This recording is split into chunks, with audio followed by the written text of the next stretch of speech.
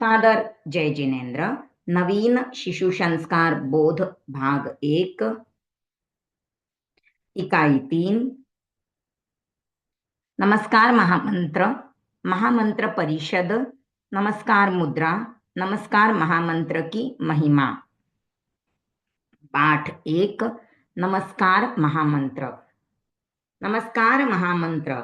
नमो अर्हंताणं, नमो सिद्धाणं, नमो आयर्याणं, नमो उवच्छायाणं, नमो लोये सव्वसाहूणम्। एसो पंचणमुक्कारो सव्वपावपणासनो मंगलाणं च सव्वेसिं पठमं हवै मंगलम्। नमस्कार महामंत्र। नमस्कार महामंत्र जैन धर्म का प्राचीन मंत्र है। इस महामंत्र में किसी व्यक्ति विशेष को नहीं, महान आत्माओं को नमस्कार किया गया है।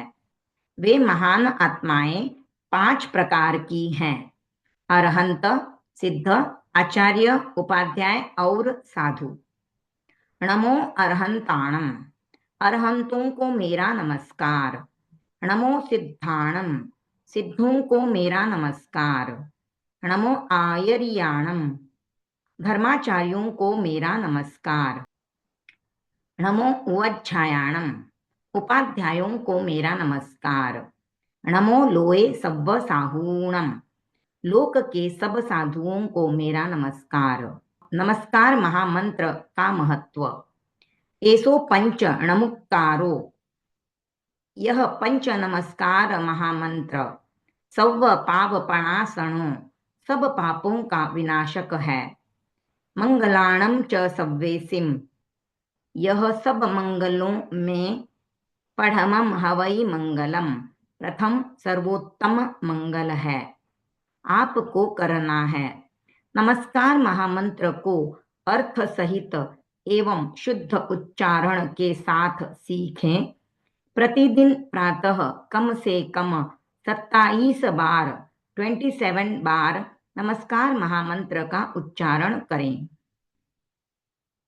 पाठ 2। महामंत्र परिषद। जैन धर्म का सबसे प्राचीन मंत्र कौन सा है? नमस्कार महामंत्र। नमस्कार महामंत्र में कुल कितने पद व अक्षर होते हैं? 5 पद व 35 अक्षर। नमस्कार महामंत्र के पहले पद में कौन आते हैं? अरहंत। नमस्कार महामंत्र के दूसरे पद में कौन आते हैं? सिद्ध। नमस्कार महामंत्र के तीसरे पद में कौन आते हैं? धर्माचार्य। नमस्कार महामंत्र के चौथे पद में कौन आते हैं? उपाध्याय।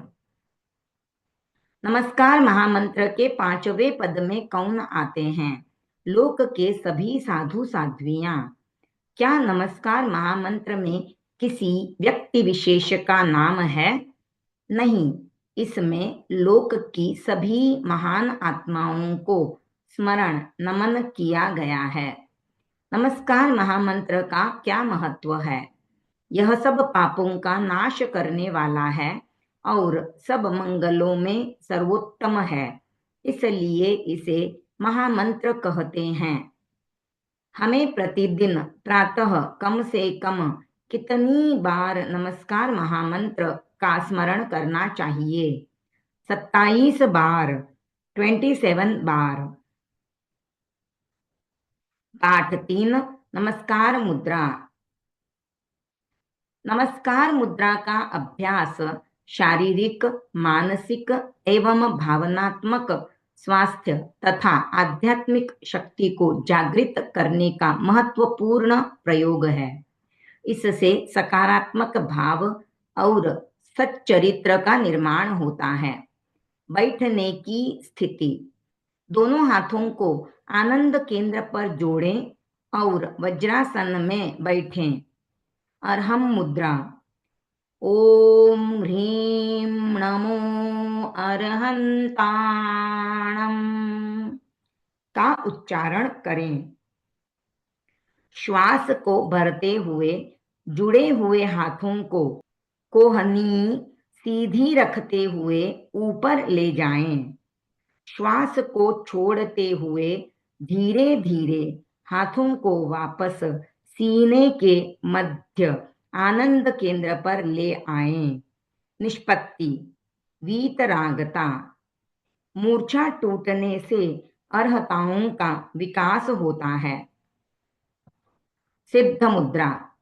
ओम ह्रीं नमो सिद्धाणम का उच्चारण करें।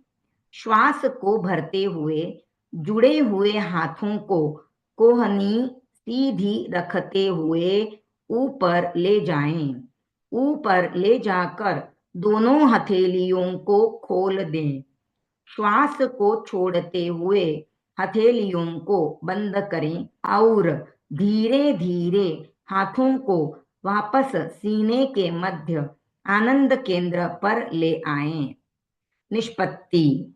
पूर्ण स्वतंत्रता। आचार्य मुद्रा। ओम ह्रीं नमो आयरियाणम का उच्चारण करें। श्वास को भरकर दोनों हथेलियों को खोलते हुए धीरे धीरे कंधों के पास लाएं। कंधों के पास अंगूठों को लगाकर हथेलियों को खुला रहने दें। श्वास को छोड़ते हुए वापस धीरे धीरे हाथों को सीने के मध्य आनंद केंद्र पर नमस्कार की स्थिति में ले आएं। निष्पत्ति। श्रद्धा और समर्पण। उपाध्याय मुद्रा। ओम ह्रीं नमो उवज्झायाणम का उच्चारण करें। श्वास को भरते हुए दोनों हाथों को आकाश की ओर ले जाएं। हाथों को कान से स्पर्श करें। आकाश की ओर ले जाएं। हाथों को कान से स्पर्श करें। अंगूठे और तर्जनी को मिलाकर दोनों हथेलियों को पान का आकार देते हुए आकाश की ओर खोल दें। सिर को गर्दन के पीछे की तरफ ले जाकर अनिमेष दृष्टि से आकाश को देखें। श्वास को छोड़ते हुए गर्दन को सीधा करते हुए पुनः हाथों को नमस्कार की मुद्रा में आनंद केंद्र पर ले आएं। निष्पत्ति। ज्ञान का विकास। मुनि मुद्रा। ओम ह्रीं नमो लोए सव्वसाहूणम का उच्चारण करें। श्वास को भरते हुए दोनों हाथों को आकाश की ओर ले जाएं। आकाश की ओर ले जाएं। हाथों की अंजलि मुद्रा बनाएं। श्वास को छोड़ते हुए हाथों की अंजलि व मस्तक को जमीन से लगाएं। पुनः मस्तक को ऊपर उठाते हुए हाथों को अंजलि मुद्रा में ऊपर ले जाएं। दोनों हाथों को जोड़ते हुए आनंद केंद्र पर लाएं। निष्पत्ति। समता और साधना। करुणा और मैत्री का विकास आपको करना है। प्रतिदिन कम से कम 3 बार नमस्कार महामंत्र के उच्चारण के साथ नमस्कार मुद्रा का प्रयोग करें। पाठ 4। नमस्कार महामंत्र की महिमा। भगवान पार्श्वनाथ जैन शासन के 23वें तीर्थंकर थे। वे वाराणसी के राजा अश्वसेन के पुत्र थे। उनकी माता का नाम था वामा देवी। उनके तीर्थंकर बनने से पूर्व की यह घटना है।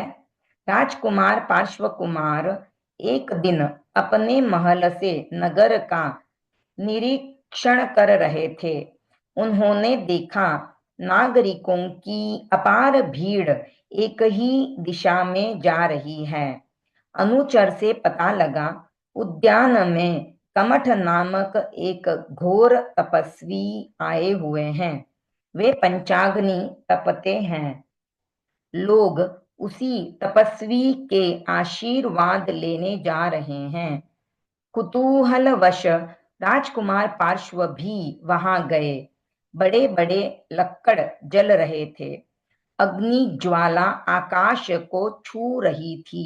पार्श्व कुमार ने अवधि ज्ञान से जलते हुए लक्कड़ों में एक नाग दंपति को देखा।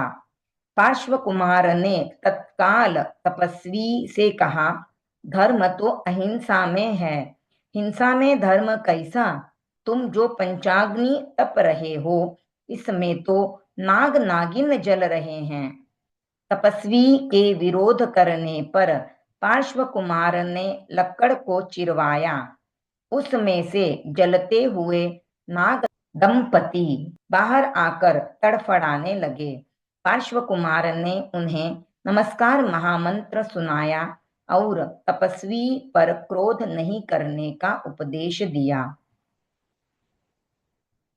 नाग नागिन के उस समय प्राण छूट गए।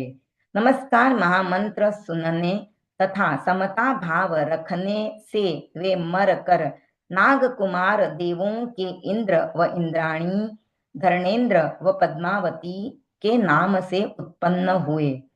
तपस्वी का प्रभाव घट गया। चारों ओर उसका तिरस्कार होने लगा।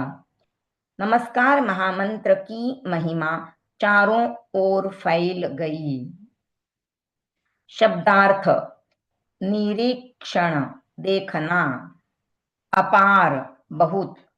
अनुचर, सेवक, नौकर। दर्शनार्थ, दर्शन करने।